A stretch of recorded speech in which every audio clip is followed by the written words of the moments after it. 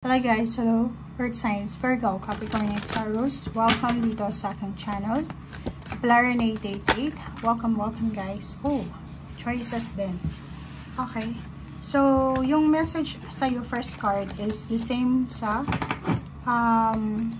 fire sign, Leo, Aries, Sagittarius. So pwedeng ikaw ay connected sa isang fire sign, Leo, Aries, Sagittarius. Kumuha tayo ng isang message kasi pwedeng, okay, 3. Okay.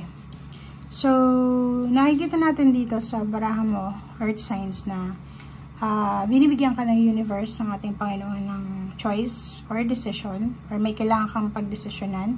Gawin mo yung pinaka-best of the best. So, gawin mo yung pinaka-the best na decision and express kung ano man to. So, kung halimbawa na kung anong nararamdaman mo, express mo lang siya. Okay? Huwag mong kimkimin, huwag mong i-suppress yung emotion mo. Go with the flow, let things happen. So, meron din tayo ditong message from the universe na okay, may choice ka. Okay, may choice ka. Pero, wala kang control dito sa mundo. So, like for example, may kakayahan tayong piliin yung tama at mali. May kakayahan tayong piliin yung gusto natin. But, wala tayong control dito sa mundo. So, after mong piliin kung ano yung tama, after mong piliin kung ano yung gusto mo, go with the flow. Hayaan mo na yung universe. I-let go mo na siya, i-surrender mo na siya sa universe.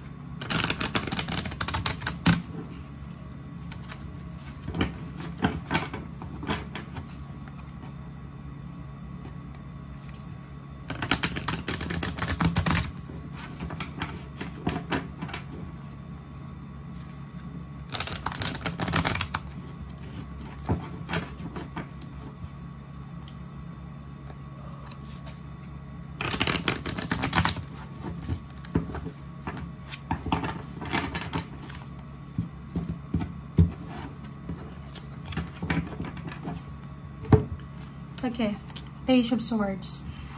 Isang posibleng balita ang natatanggap mo or matatanggap mo sa araw na ito galing sa mga like for example sa mga batang individual below 30 years old.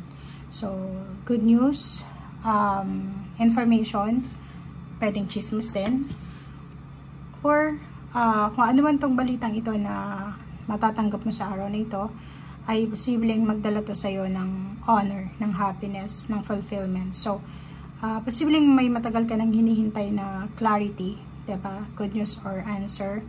And posibleng matanggap mo na siya within this week or pwedeng within the month of November until December. So, eto siya. Makikita din natin na sa araw na ito, posibleng yung occasion, celebration na minamanifest mo ay posibleng mangyari na. So, makikita mo dito yung 10 of Cups. It's a family life, happiness, kompleto yung pamilya. So, nakikita natin na pwedeng yung balita na matatanggap mo today is tungkol sa reunion, tungkol sa homecoming ng kapamilya, or tungkol sa freedom, or tungkol sa movement or transformation ng buong pamilya. Okay, Knight of Cups.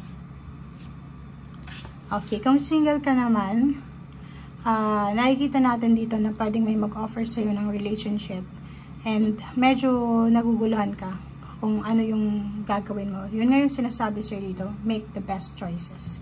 It's either single ka or pwedeng business yan na ina-offer sa'yo or career. So, pag-isipan mong mabuti kasi baka pagsisihan mo sa bandang huli. So, nandito ka sa Two of Wands, medyo nasa crossroad ka, hindi mo alam kung left or right yung decision making mo. Okay, so Nine of Wands, makakaramdam ka ng konting pagod sa araw na ito.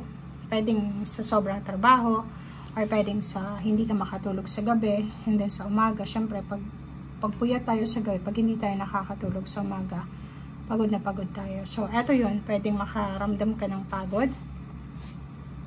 And then, yung iba sa inyo, dahil sa pagod na nararamdaman, pwedeng, syempre pagpagod ka, exhausted, drain yung energy mo, parang hindi ka makagalaw, hindi mo magawa yung mga bagay-bagay na gusto mo. So, nakikita natin dito yung 8 of Swords, parang feeling mo, wala ka sa focus, wala kang energy. Yung Knight of Wands sinasabi sa'yo na kailangan magpahinga.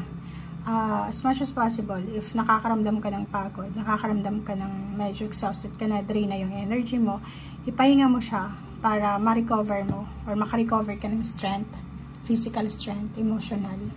Kasi, di ba, pag masyadong pagod tayo, tapos lalo pa natin pinapagod yung sarili natin, talagang sobra-sobra kang madidrain yan.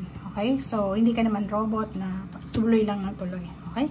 So, ihanda mo yung sarili mo kasi for the next few days and months, maraming balita na matatanggap ka na pwedeng mag-energize ng energy mo. Diba?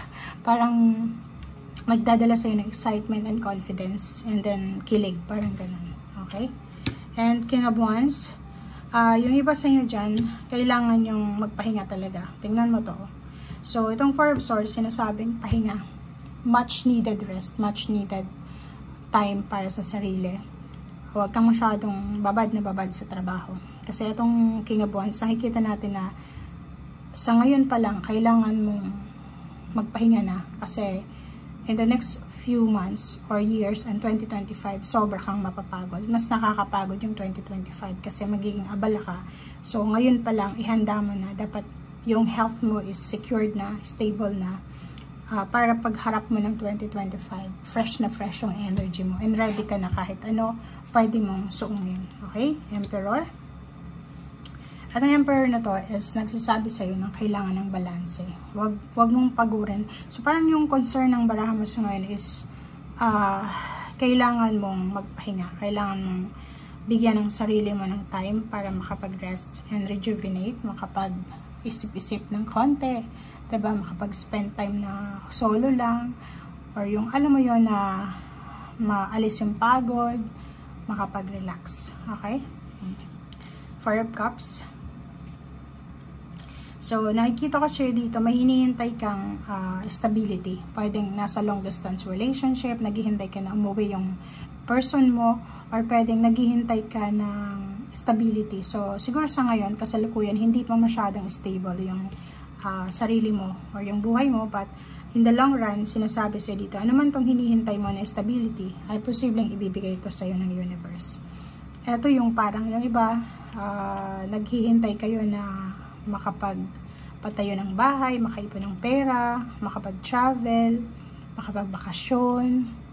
Basta nakikita ko sa'yo dito, naghihintay ka. So, it's either 4 months ka nang naghihintay, or pwedeng, kasi 44 siya, or pwedeng 8 months, or pwedeng 44 years old ka na, or pwedeng 44 days ka nang naghihintay. So, significant yung number 44 dito.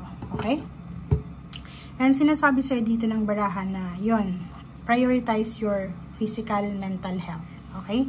Prioritize mo siya, lalo na sa araw na ito. Thank you guys. Bye!